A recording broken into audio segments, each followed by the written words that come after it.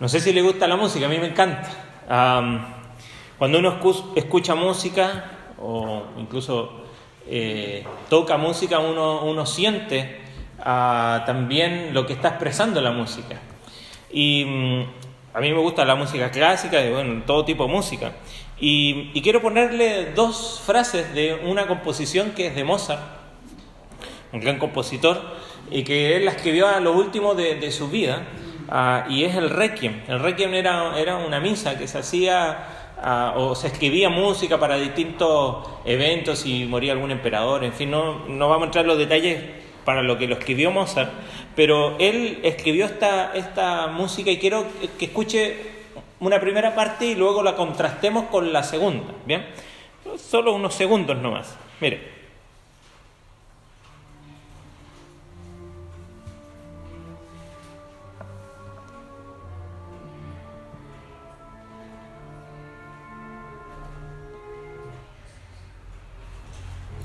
Ahí, así inicia este Requiem, con una música muy calma. Dijimos que era una misa. Algunas de las palabras que dicen aquí es: dales descanso eterno, Señor, que la luz perpetua los ilumine, que el Señor esté con ellos ahí en este momento. Ahora quiero ponerles otra porción de esta misma composición.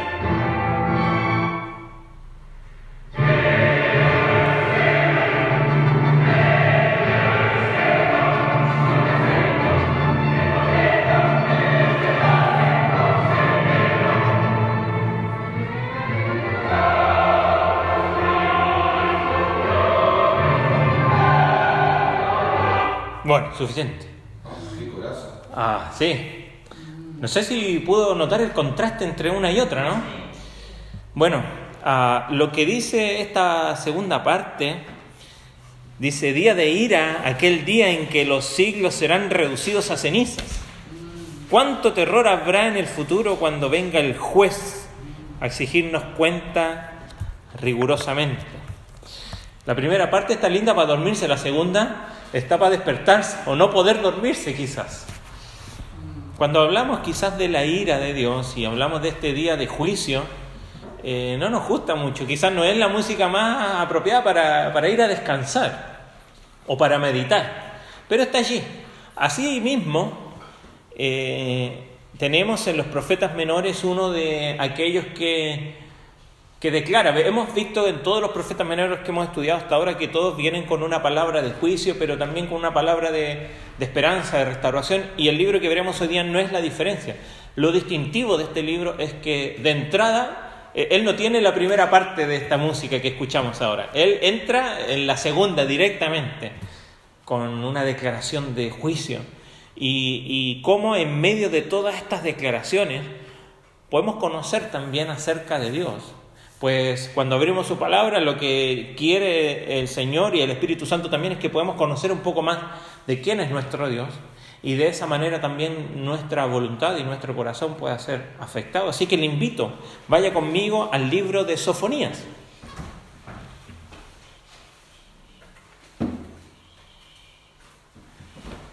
El libro de Sofonías.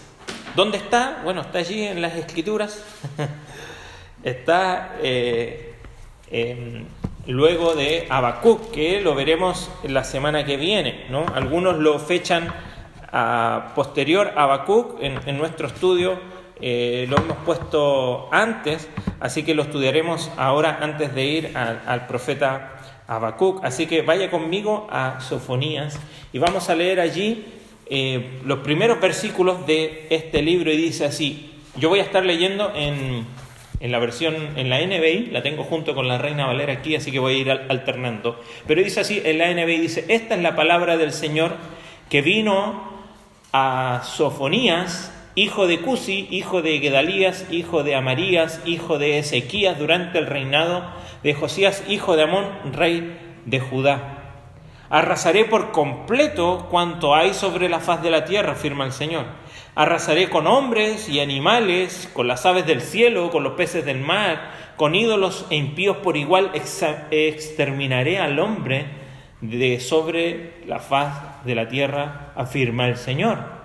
Vamos a leer unos versículos más. Dice: extenderé mi mano contra Judá y contra todos los habitantes de Jerusalén exterminaré en este lugar todo rastro de Baal y hasta el nombre de sus sacerdotes, a los que en las azoteas se postran en adoración ante las estrellas del cielo, a los que postrados en adoración juran lealtad al Señor y al mismo tiempo a Moloc, a los que se apartan del Señor y no lo buscan ni lo consultan.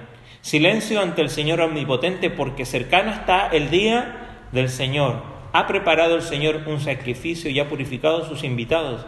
En el día del sacrificio, dice el verso 8, del Señor castigaré a los funcionarios y oficiales del rey y a cuantos se visten según modas extrañas. En aquel día castigaré a cuantos evitan pisar el umbral, a los que llenan de violencia y engaño la casa de sus dioses. Aquel día se oirán gritos de auxilio desde la puerta del pescado, gemidos desde el barrio nuevo y gran quebranto desde las colinas, afirma el Señor. Verso 11, giman habitantes del barrio del mercado, aniquilados serán todos sus mercaderes, exterminados cuantos comercian con plata, y en aquel tiempo registraré Jerusalén con lámparas para castigar, dice allí, a los que reposan tranquilos como vino en su sedimento, a los que piensan, el Señor no va a hacer nada, ni para bien ni para mal. Hasta ahí. Luego vamos a ver otros versículos. Así comienza Sofonías. No hay una palabra ahí intermedia donde saluda o intenta mostrar alguna otra cosa. De lleno entra y dice: arrasaré por completo cuanto hay sobre la faz de la tierra. Así como esa. Ton, ton, ton. Es incluso ese movimiento se llama la ira de Dios, no está en latín. ¿Por qué comienza así Sofonías? Bueno, hagamos un contexto un poquito de este profeta. Sofonías, al parecer, es de linaje real, pues él, a diferencia de otros profetas que no sabemos nada de ellos, él va hasta 4 generaciones atrás y llega hasta Ezequías, probablemente el rey Ezequías, así que se cree que era de la corte, era alguien allí de linaje real, y él está hablando en el tiempo del rey Josías. Si nosotros conocemos y recordamos algo del rey Josías, fue un rey que comenzó a reinar a los 8 años, ¿no? Hasta ese momento había un regente, por supuesto, pero lo que se destaca de Josías es que a los 16 años se encontró el libro allí de la ley, o él comenzó ya a reinar a ese tiempo, pero sabemos que hizo lo bueno, que hizo reformas en el pueblo de Israel, ¿no? Así que probablemente la fecha en que profetizó Sofonías fue en este tiempo, y podemos creer quizás que Josías fue movido a buscar al Señor, porque dice que Josías comenzó a buscar al Señor y a hacer lo recto, y después encontraron el libro allí de la ley y lo leyó y rasgó sus vestiduras y derribó los altares, probablemente motivado por la predicación de Sofonías. No lo sabemos, pero es en el mismo tiempo allí, y hay mucho de cuánto habló Sofonías que luego comenzó a hacer o a reformar Josías, ¿no? No es después de Josías, pues lo que dice Sofonías estaba pasando, como dice ahí en el verso 5, aquellos que hacen sacrificio y adoración a Moloc, este dios al cual se ofrecían a niños allí y se les quemaba, aún estaba en funcionamiento en el pueblo de Judá. Por lo tanto, creemos que habló antes y puede ser que colaboró para que este rey pudiera llevar a estas reformas. ¿Y por qué tuvo que hacer reformas Josías? Porque los reyes que estuvieron antes de él, especialmente Manasés y Amón, que fue el padre de Josías, fueron quizás los días más oscuros del reino de Judá, ¿no? Del reino del sur. Manasés fue un rey, quizás de estos dos, quien llevó al pueblo de Israel a la idolatría. Construyó lugares altos, ¿no? Que su padre, precisamente, el rey Ezequías, había destruido. Él los volvió a hacer, a Asterot, a Quemos, a Milcom, a Baal. practicó sacrificios de niños, y lo vemos ahí en 2 de Reyes capítulo 21, adoró a los cielos, como lo dice aquí, ¿no? En el verso 5, aquellos que se postran en las azoteas y adoran a las estrellas del cielo, ¿no? Así este rey, incluso a su hijo, Amón es un nombre de uno de los dioses de Egipto, y aunque Manasés al final se arrepintió, al final de su reino, no fue suficiente para hacer que la gente se arrepintiera. Y su hijo Amón continuó con sus costumbres, ¿no?, que empezó su padre. Pero llegó Josías, el hijo de Amón, y empezó su reino, como dijimos, cuando tenía solo 8 años. Y en medio de toda esta idolatría, costumbres malignas de su padre y su abuelo, en el año 8 de su reinado, cuando tenía 16, comenzó a buscar a Jehová, dice allí las Escrituras, y en el año 12 de su reinado comenzó a limpiar a Judá y a Jerusalén y los lugares altos y los ídolos, como dijimos, posiblemente movido, ¿no?, por la predicación de Sofonías, o confrontado por lo que Sofonías está hablando aquí. En el año 18 de su reinado vemos que se encontró una copia de la ley en el templo, y Josías se puso más fuerte para hacer reformas. Eso está en 2 de Reyes del capítulo 22, capítulo 23, lo tenemos ese relato. Y si recordamos ese relato, fueron a buscar una ofrenda en el templo, estaban haciendo cambios ahí, intentando limpiar el templo, y viene alguien y encuentra un rollo y dice: mira, encontré un rollo, ¿qué será esto?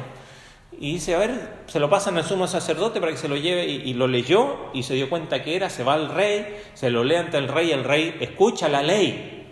Lo interesante es que cuando vamos a las disposiciones que dejó Dios para su pueblo, decía que cuando hubiese rey en la nación, el rey tenía que escribir de su propia mano una copia del libro de la ley, para que lo tuviese siempre con él. Y resulta que ahí vemos, ¿no?, cuando el pueblo dejó de lado la palabra, cuando las autoridades dejaron de lado la palabra, el rey no tenía idea que tenía que tener ese rollo, ni siquiera sabían que existía, ¿no? Y cómo la palabra, como dice el Salmo, la exposición de tus palabras alumbra y da entendimiento. Y cuando nosotros dejamos de lado la palabra, por supuesto que siempre hay tragedia. Y esto es lo que estaba pasando en el pueblo. Entonces, ahora que la luz de la palabra comenzó a iluminar, Josías comenzó a hacer reformas, ¿no?, aunque más bien externas, porque no lograron cambiar el corazón del pueblo, ¿no? Porque después de Josías, que él muere, viene Joacás y Joacim, y la gente volvió a los ídolos, volvió a sus costumbres. Y Sofonías habla en este tiempo. ¿Y qué es lo que dice Sofonías? Bueno, Sofonías registra los juicios venideros de Dios en algo que él lo denomina aquí, y que se denomina en las Escrituras como el día del Señor, o el día de Jehová, que ya lo vimos en Joel, que Joel dedicó bastante tiempo a esto. Sofonías es el otro profeta que dedica bastante tiempo a esto, y que en el Nuevo Testamento vemos también como el día del Señor, y vamos a terminar hoy nuestra predicación también allí en el Nuevo Testamento, hablando un poquito de eso. Pero Sofonías está hablando acerca de los juicios venideros que Dios va a traer a su pueblo, incluidos los juicios sobre toda la tierra, además de Judá, pero también la restauración que viene en ese día para animar a aquellos que son fieles al Señor, para que permanezcan fiel a Él. No sabemos bien qué significa su nombre, pero algunos dicen que su nombre significa escondido por Jehová, o Jehová esconde o protege, o el protegido de Jehová, algo parecido por ahí, porque en medio de toda esta ira que va a descender, y podríamos poner ese soundtrack, esa música que escuchamos hace un momento detrás, es bastante... Yo creo que aquí Sofonías está anunciando la venida, no para que simplemente asustar a aquellos que están escuchando, sino que para despertarlos, ¿no? Quizás podría sonar esa música como despertador para que mañana no salgan tarde a su viaje a Salta, ¿no? Se lo vamos a mandar para que la tengan luego. Pero fíjese cómo comienza: arrasaré por completo. ¿A qué le llama la atención? ¿A qué recuerda estas palabras de Sofonías? Cuando sobre la faz... ¿Cuánto hay sobre la faz de la tierra? Arrasaré con hombres, animales, aves del cielo, peces del mar. Empieza a hacer la regresión de lo que es la creación, ¿se acuerdan? La creación termina con el hombre, ¿no? antes de eso fueron las aves del cielo, antes de eso fueron los peces del mar, y ahora pareciera que Sofonías está anunciando un cataclismo, muy similar a lo que suena en el diluvio, ¿no? Ahí fue por agua, ahora no va a ser por agua, el Señor prometió que nunca más iba a ser por agua, pero estas referencias al día del Señor se refiere a un futuro, muchas veces a un futuro cercano, pero también a un futuro lejano. En este caso, esto se va a cumplir en el día en que el reino del sur, Judá, va a ser conquistado por los babilonios, ¿se acuerdan? Nosotros conocemos ya la historia, viene Babilonia y lleva cautivo al reino del sur y están 70 años en Babilonia en el cautiverio. Ahí hay cumplimiento de lo que está diciendo Sofonías, pero también en las palabras particularmente del capítulo 2 y capítulo 3, vemos que esto también se va a cumplir en un evento escatológico futuro que aún no viene, que aún está por cumplirse, donde Dios, y lo vemos en las Escrituras, se llama ese del día del juicio de Dios. Hebreo nos dice que está establecido para todos los hombres que mueran una sola vez y después de esto el juicio. Un día todos nos presentaremos ante Dios.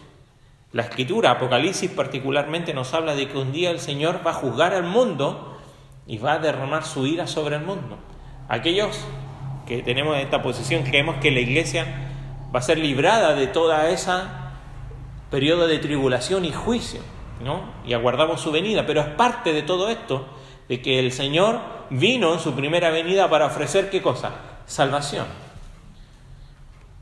Pero el Señor en su segunda venida va a venir para rescatar a su iglesia, pero para establecer ahora sí este reino perfecto, este reino prometido y este reino que va a ser eterno por Él, pero que no va a ser sin juzgar, porque si hay algo que nos muestra el carácter de Dios es que Él no tiene por inocente al que es culpable. Y en este momento Israel era culpable. Mire, vamos a ver algunos pecados que salen mencionados aquí, porque Él dice que Él va a juzgar, que el juicio viene, dice verso 4, extenderé mi mano sobre Judá y contra todos los habitantes de Jerusalén. Y comienza a hablar allí y habla de adoración a otros dioses, ¿no? Que en vez de adorar al Creador, adoran a la creación. Hay sincretismo porque vemos aquí, verso 5, que juran al mismo tiempo lealtad a Jehová y a otros dioses, ¿no? Lo vimos el otro día en otro de los profetas, este corazón dividido, ¿no? Pero el Señor Jesucristo lo dijo, ¿acaso alguien puede servir a dos señores? No, porque será esclavo de uno, ¿no? Adorará a uno, pero no podemos tener el corazón dividido, pero muchas veces en nuestra vida también es así. Y el Señor juzga esto. Hay algo interesante aquí, en el verso 6, dice, la Reina Valera dice, y a los que se apartan de en pos de Jehová y a los que no buscaron a Jehová ni le consultaron. Yo aquí hago ya un paréntesis y bajamos una línea de aplicación. ¿Cuántas veces en nuestra vida hemos hecho cosas, y aún incluso para el Señor, sin consultarle? ¿Se acuerdan? Sí. El Señor tiene en alta estima que busquemos su dirección, que busquemos consultar a Él para nuestra vida. Por esa razón, esa es una de las razones por las cuales Dios va a juzgar a su propio pueblo. Mire, si no es grave el hecho de hacer, dijimos, aún incluso cosas buenas, aún incluso cosas para el Señor, acá en nuestra iglesia, sin consultarle, el Señor juzga a su pueblo por eso. Pero si algo muestra aquí, es el verso 6, es que también el no consultar al Señor, cuando alguien considera que no es necesario preguntarle a alguien por algo, ¿qué está diciendo de esa persona? Esa persona no es pertinente, no tiene lugar aquí, ¿no? ¿Para qué le vamos a preguntar a Él? Bueno, esa es la actitud que tenemos con Dios cuando no le consultamos, o cuando no consideramos buscar su consejo para cualquier área de nuestra vida. Por lo tanto, vemos acá que comienza Sofonías con que el juicio viene sobre toda la nación, sobre las autoridades religiosas, sobre los civiles, sobre los opresores. Verso 9 dice: en aquel día castigaré a cuantos eviten, mira, acá es interesante, a cuantos eviten pisar el umbral. Esta es la idea de esta superstición, ¿no?, que tenían algunos de que no pisar el umbral, ¿no?, les iba a proteger. A nosotros que nos gusta, a mí que me gusta el fútbol, uno siempre ve a los jugadores cuando entran a la cancha, hay algunos que no pisan la línea o entran en un pie. Todas esas ¿cómo le llaman? Son cabaleros, que tienen cábala, ¿no?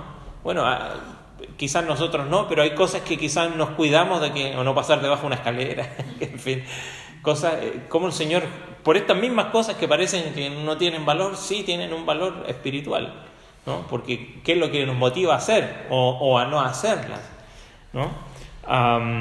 Dice: y a los que llenan de violencia y engaño la casa de sus dioses. Aquellos que ya lo hemos visto en Oseas, en Amós, en Miqueas, que abusaban de su propio pueblo, ¿no? Oprimiéndoles. El Señor les va a juzgar. Pero si hay algo aquí, y quizá y aquí quiero hacer otro paréntesis más, verso 12, dice al final, dice: aquellos que dicen en su corazón, Jehová no hará bien ni hará mal. Aquellos que dicen, el Señor no va a hacer nada, ni para bien ni para mal. Aquellos que son indiferentes. Todos aquí, ¿no?, lo que están diciendo a Dios, de alguna manera, lo que están diciendo es que a Dios no le importa. Dios es distante, está apartado, a Él no le importa lo que pasa aquí. Como aquellos que se burlan, ¿no? Ahí lo vamos a ver al final en 2 de Pedro, capítulo 3, ¿no? O se burlaban de algunos creyentes. ¿Dónde está tu Dios? ¿No dijo que iba a regresar? Pero ¿cuántos a veces nosotros también actuamos de una manera indiferente, pensando que Dios no está ahí, no está haciendo nada, ¿no? De que Dios no se involucra, o que a Dios no le importa lo que pasa. La indiferencia es un pecado. El Señor hablaba, estoy enseñando a los profetas menores en el instituto, y uno de los alumnos decía qué cosa la indiferencia, porque cuando el Señor resume la ley dice: amarás al Señor tu Dios, pero también dice: amarás a tu prójimo. Y cuando somos indiferentes a eso, entonces estamos pecando. La indiferencia es, de alguna manera, no hay punto muerto en nuestra relación con Dios y con nuestro prójimo. Si somos indiferentes a lo que sucede con nuestro prójimo, entonces estamos pecando. O incluso si somos indiferentes con Dios, mucho más. ¿Será que es algo que está pasando en nuestra vida? ¿Cuánto nos afecta lo que sucede? Ya sea tan lejano como lo que está pasando ahora para nosotros en Medio Oriente, como algo tan cercano aquí en nuestro barrio, atrás. Cuando vemos que hay necesidad, cuando vemos que necesitamos ser o actuar como prójimo,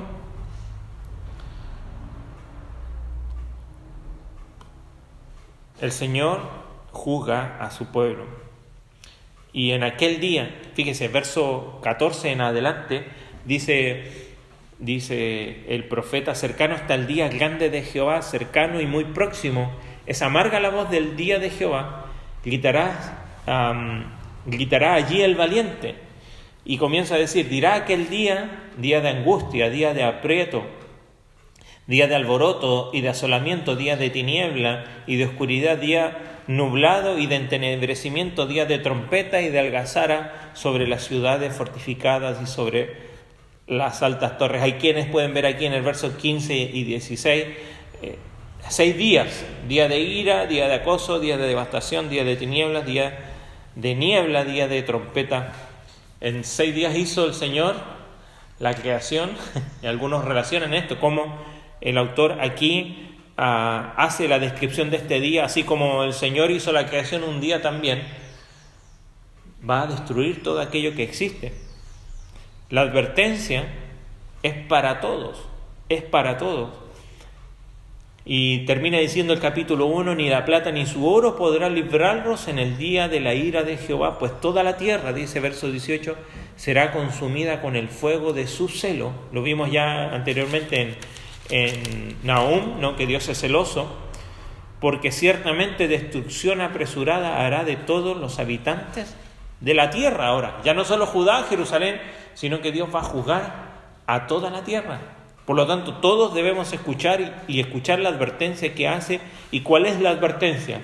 Y aquí ahí es donde tenemos mucha enseñanza. Capítulo 2 dice: congregaos y meditad, oh nación sin pudor. La NBI lo comenta así, dice: humíllate hasta el polvo, nación no quebrantada. Si hay una respuesta que hemos de tener al ver el juicio de Dios, porque acá lo estamos viendo, acá estamos viendo que esto sucedió, estamos viendo la historia pasada. Esto está hablando Sofonías, esto viene y vino sobre el pueblo de Judá cuando vinieron los babilonios, pero también nos está llevando a un momento futuro donde el Señor juzgue a todos los habitantes de la tierra.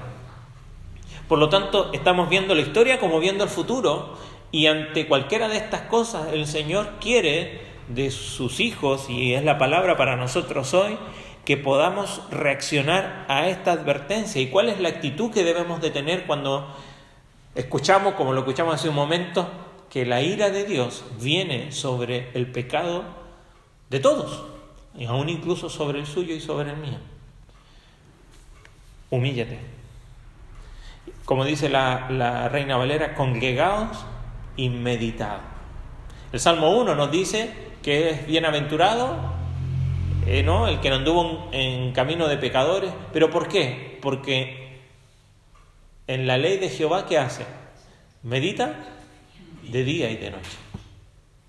No siempre, y creo que es de las prácticas que más nos cuesta llevar a cabo, nos detenemos a meditar. Quizás nos detenemos a escuchar, nos detenemos a leer, pero ¿cuánto de nuestra vida como creyentes lo dedicamos a la meditación?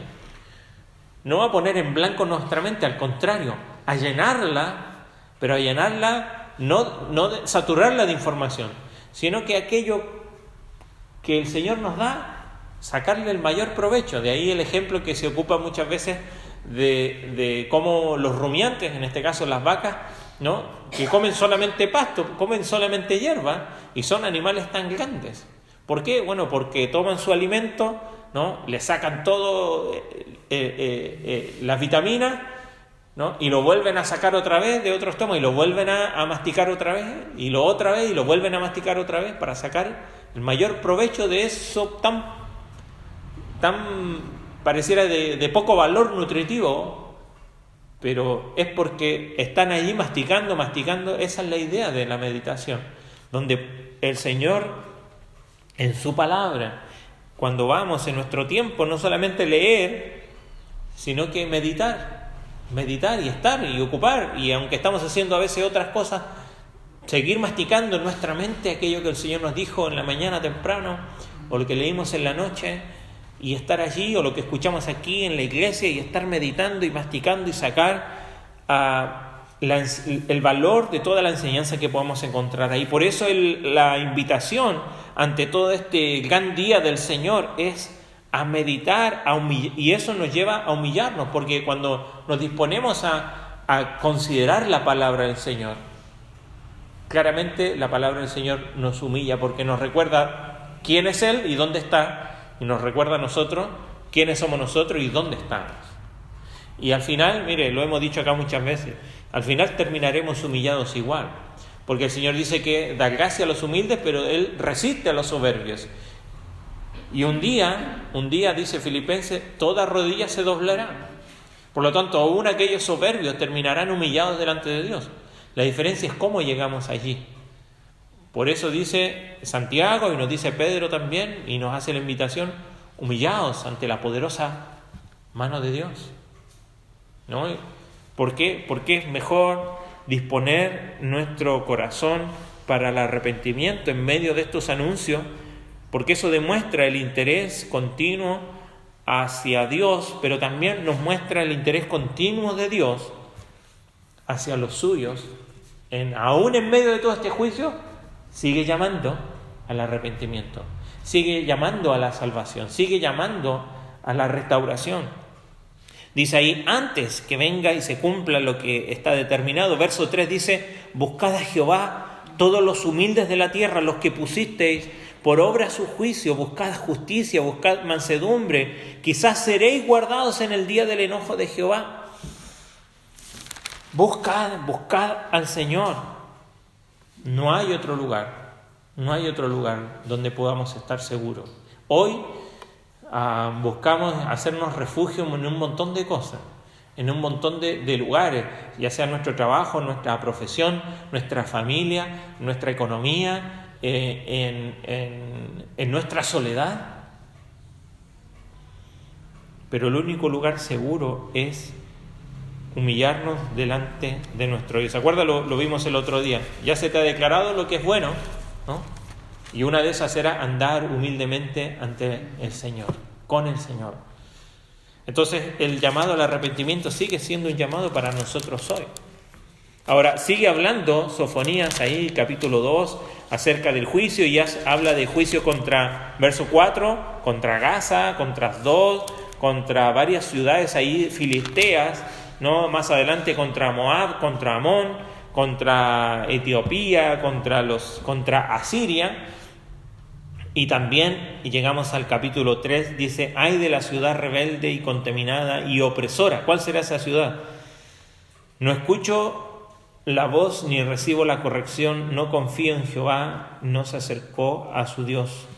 Sus príncipes en medio de ellas son leones rugientes, sus jueces lobos nocturnos que no dejan hueso para la mañana. Sus profetas son livianos, hombres prevaricadores, sus sacerdotes contaminaron el santuario, falsearon la ley. Jehová en medio de ella es justo, no hará iniquidad de mañana, sacará a luz su juicio, nunca faltará, pero el perverso no conoce la vergüenza. Está hablando de Jerusalén. Está hablando de Jerusalén y dice que Él va a juzgar también a esta ciudad. Dice verso 6, hice destruir naciones, sus habitantes están asoladas, hice desiertas sus calles hasta no quedar quien pase, sus ciudades serán asoladas hasta no quedar hombre, hasta no quedar habitante. Dije ciertamente me temerá, recibirá corrección y no será destruida, su morada según todo aquello por lo cual la castigué, mas ellos, dice, se apresuraron a corromper todos sus hechos. Por tanto, esperadme, dice Jehová, hasta el día en que me levante para juzgaros, porque mi determinación es reunir las naciones, juntar los reinos para derramar sobre ellos mi enojo, y todo el ardor de mi ira por el fuego de mi celo será consumida toda la tierra. El Señor ahora habla contra Jerusalén, que es acusada porque ha fallado. ¿En qué ha fallado Jerusalén? Lo dice ahí el verso que acabamos de leer, en el verso 8 y 7 y 8. Él dijo, ciertamente me va a temer, va a recibir la corrección porque ya vio lo que pasó con sus hermanos del norte. Está viendo cómo yo le he corregido y va a aprender. Pero no aprendió. Jerusalén es acusado porque ha fallado en escuchar las advertencias del Señor. Y entonces al final todas las naciones van a ser juzgadas a causa del deseo del Señor de establecer su justicia sobre la tierra. Las naciones que practican justicia serán purificadas y las que no van a ser destruidas. Y la acusación contra Jerusalén es por fallar en escuchar al Señor y sus advertencias. La pregunta para nosotros: ¿cuántas veces hemos fallado nosotros en escuchar las advertencias y la voz de Dios? Y seguimos haciendo aquello que el Señor nos está diciendo: no lo hagas, no lo hagas. Acá hay juicios sobre príncipes, sobre civiles, sobre los jueces, sobre los guardianes de la justicia. Después de todos, ninguno de ellos quiso arrepentirse. Y el Señor les dice, no quisieron escuchar. En el verso 6 y 7, al final del verso 7, dice la NBI, lo dice así: a pesar de todo se empeñaron en corromper todas sus obras. Estaban atrapados en el círculo de pecado. ¿Sabe por qué? Porque el pecado es adictivo. Nosotros pensamos las drogas son adictivas, el alcohol es adictivo, un montón de otras cosas, la pornografía es adictiva. ¿Por qué? Porque cada una de ellas nos lleva a pecar, porque el pecado es adictivo, porque el pecado nos da aquello que nuestro corazón anhela, pero siempre es temporal y siempre cobra bastante caro. Ellos estaban atrapados en sus acciones adictivas. El pecado, dice un comentarista, es como una droga, crea adicción, forma hábitos y es peligrosa para la salud. Así que tengamos cuidado cuando digamos una sola vez más, porque eso va creando adicción, va creando un hábito y después de ese hábito genera una adicción. ¿Será que estamos fallando en esto? ¿Cuántos de nosotros luchamos con ciertas cosas que queremos dejarla de lado, pero seguimos allí? Seguimos luchando quizás con la mentira, o con la pornografía, o con cualquier otro pecado que nos lleve, ¿no?, a estar en ese círculo que parece adictivo y no sabemos cómo salir. Bueno, el Señor está diciendo que Él lo va a juzgar. Porque mire, siempre lo hemos dicho aquí, el pecado no aborta. Santiago dice que habiendo concebido, el pecado siempre da a luz la muerte. Porque siempre se rompe nuestra relación con Dios cuando pecamos. Pero fiel es Dios, dice 1 Juan, que si confesamos nuestros pecados, Él es fiel y justo. Y Él está siempre como el Padre en la parábola del Hijo Pródigo, esperando si hay arrepentimiento. Eso es lo que quiere el Señor. Aún a su pueblo, en medio sumido de todo esto, que vuelva a Él. Por eso dice el verso 9, mire, del capítulo 3, dice: en aquel tiempo devolveré yo a los pueblos pureza de labios, para que todos invoquen el nombre de Jehová, para que le sirvan de común consentimiento. Purificaré los labios de los pueblos, para que después de eso puedan invocarme. No está en esto lo que tenemos que comprender, cómo la santidad de Dios nos afecta. ¿Se acuerda Isaías capítulo 6? Isaías ve la gloria de Dios y dice: ay de mí que soy hombre pecador e inmundo de labios. Entonces viene un serafín, ¿no?, y toma un carbón encendido de allí, ¿y qué hace? Toca los labios de Isaías, ¿y qué dice? Ahora eres limpio de pecado. Si nosotros pecamos algo contaminado, y era lo que decía la ley, esa contaminación se transfiere a nosotros. Pero ahora esto, la santidad de Dios, ese carbón que representa lo más puro que puede haber, toca a Isaías y ahora le transfiere esa pureza. Eso es lo que se logra por medio de Jesucristo. Por eso el Evangelio tiene que ser central en nuestra vida, porque el Evangelio no es una entradita, no es aquí, yo tengo un ticket y me voy al cielo. El Evangelio es aquello que nos transforma. Por eso dice ahí: purificaré los labios de los pueblos para que me invoquen. No es que porque me invocaron entonces los voy a limpiar, no. Yo los voy a purificar para que me invoquen y me busquen. Por eso la importancia del Evangelio en nuestra vida, no solamente para alcanzar salvación, sino para nuestra santificación diaria. Comprender que la santidad, la santidad a cada uno debería fulminarnos, debería venir esa ira de Dios y escuchar esa música detrás. Pero ahora la santidad por medio de Cristo nos transforma. La santidad de Cristo imputada a nosotros nos transforma y ahora somos, como dice Pablo, ¿cómo les llama Pablo a los corintios? Aquí le llamo y le escribo a los santos. Los corintios, después lo que leemos que pasa en Corintios, santos no son. Y usted y yo tampoco. Pero porque estamos en Cristo, entonces su santidad es transferida a nosotros. Y somos declarados justos y somos llamados santos. ¿Para qué? Porque esa santidad transforma nuestra vida. Para poder buscar e invocar el nombre del Señor y servirle. No es por tus obras, no es por tus ganas. No es simplemente por mi deseo, es su santidad. Y el Señor está haciendo un llamado a esta restauración.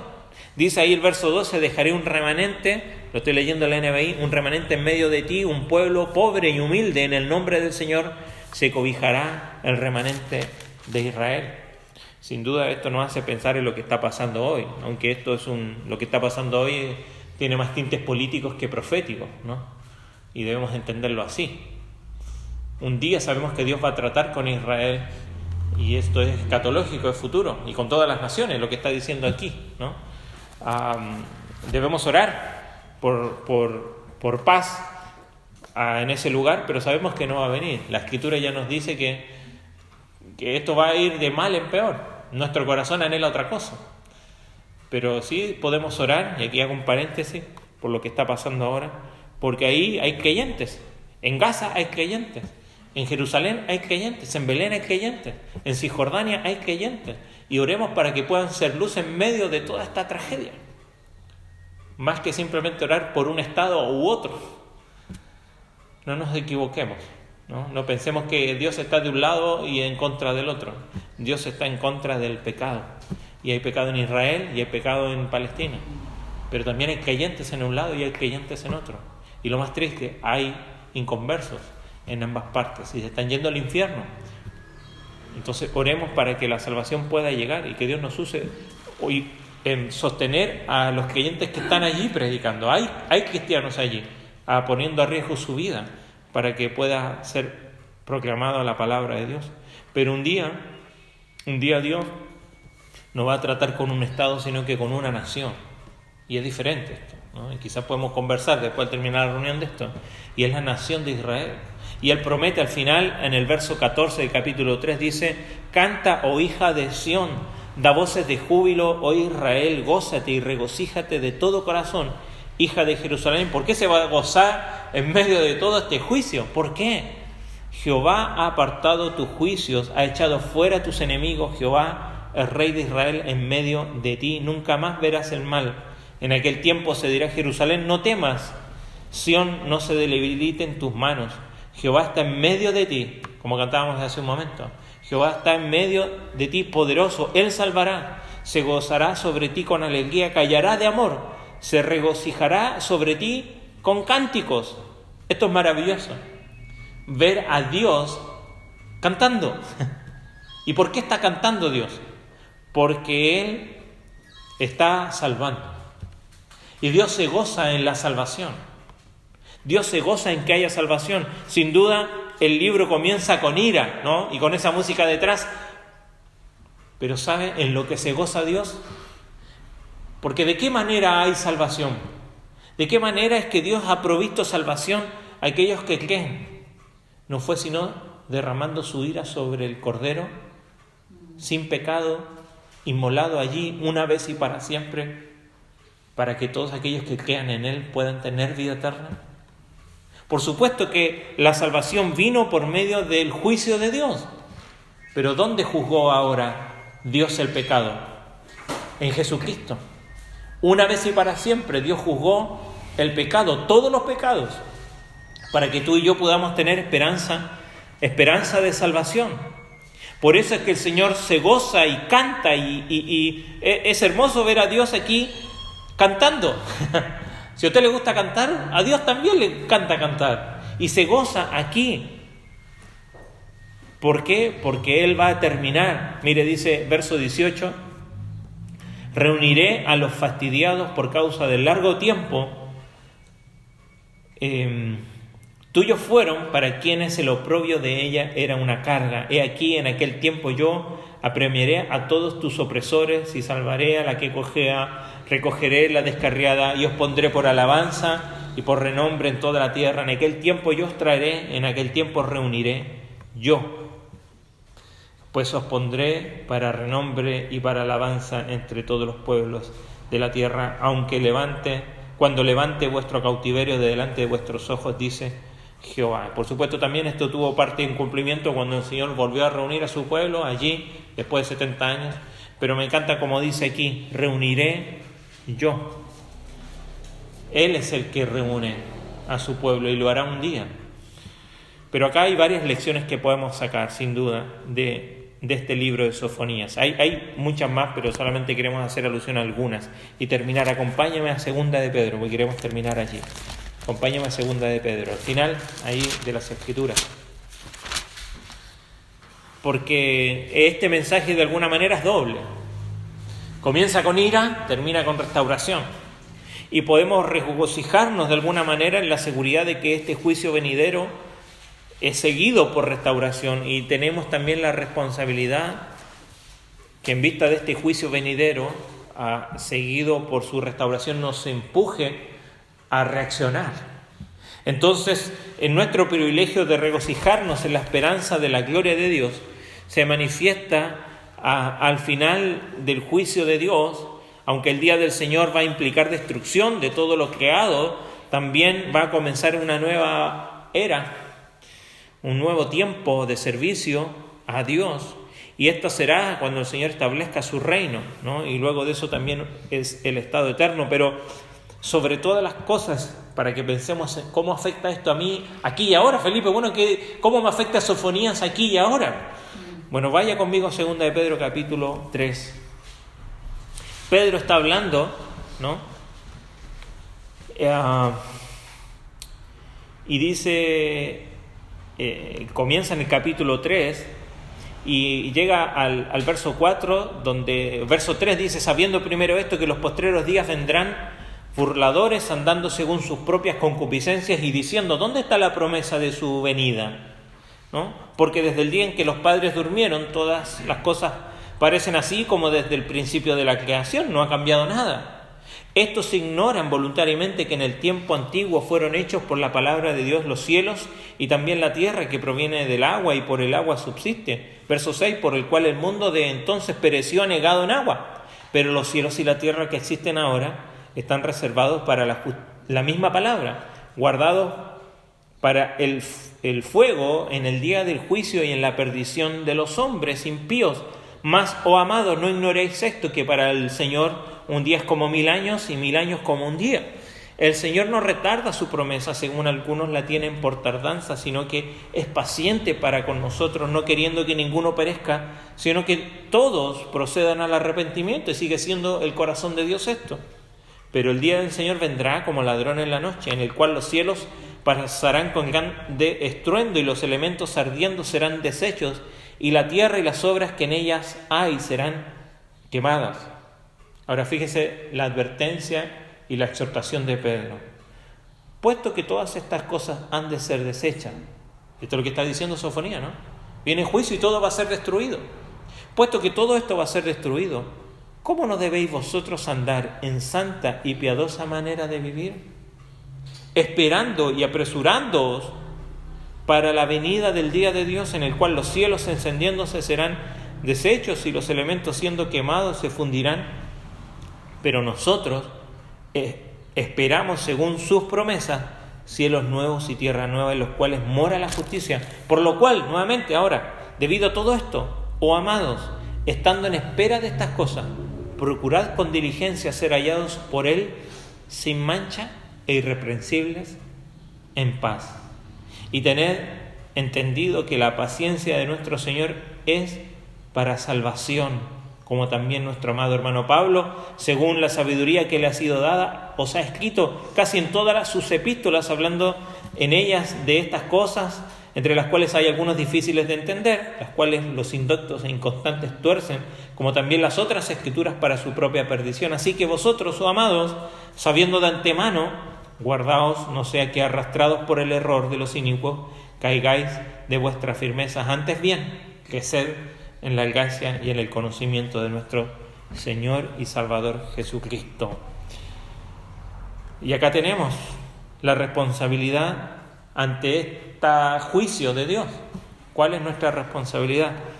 Vivir vidas santas y piadosas al anticipar estos cielos nuevos y tierra nueva en lo cual mora la justicia. Necesitamos ser diligentes para encontrarnos en paz con Dios, sin mancha, sin defecto, dice allí, en nuestras vidas. Necesitamos estar en guardia, no para alejarnos de nuestra propia fidelidad debido al frecuente error, ¿no? Sino debemos continuar creciendo en gracia y en conocimiento de nuestro Señor y Salvador Jesucristo. Así que podemos expresar el mensaje de la siguiente manera: Dios va a intervenir catastróficamente en la historia, como lo ha hecho y lo sigue haciendo en el día de hoy, para juzgar la complacencia y la indiferencia de la humanidad, pero también para restaurar a su pueblo a esas condiciones de bendición, las cuales se perdieron un día en el Edén, pero serán restauradas. Ahora, mientras tanto, esto sucede, ¿qué estás haciendo tú? El ver, sí, vemos en el Medio Oriente que todo se está destruyendo, y eso es quizás muestra de que el Señor viene pronto. Sí, desde que terminan las Escrituras, Él dice: yo vengo pronto, yo vuelvo pronto, dice el Señor. ¿Cómo andamos nosotros? ¿Cómo estamos viviendo nosotros? ¿Está afectando esto a que vivamos una vida en este mundo y no confiemos en este mundo, sino que recordemos que Dios va a hacer unos cielos nuevos y una tierra nueva en los cuales mora la justicia. ¿No debería esto empujarnos a vivir una vida en paz, irreprensible, sin defecto, que no nos sorprenda la venida del Señor o que al venir nos encuentre con nuestras cuentas arregladas con Él? ¿Hay algo para hacer en tu vida? En la mía, varias cosas. Yo espero que el Señor te anime y su Espíritu Santo te exhorte para que este llamado de Sofonías, de que la ira de Dios viene, ¿sabes dónde viene primero? Sobre mi pecado, sobre tu pecado. Pero fiel y justo, en que Jesucristo le ofrece esa salvación como también ese perdón que nos renueva y que nos restaura y que nos levanta. Cuando hemos caído es su gracia la que nos capacita para levantarnos, para volver a continuar y seguir viviendo esta vida que mismo Pedro llama, ¿no?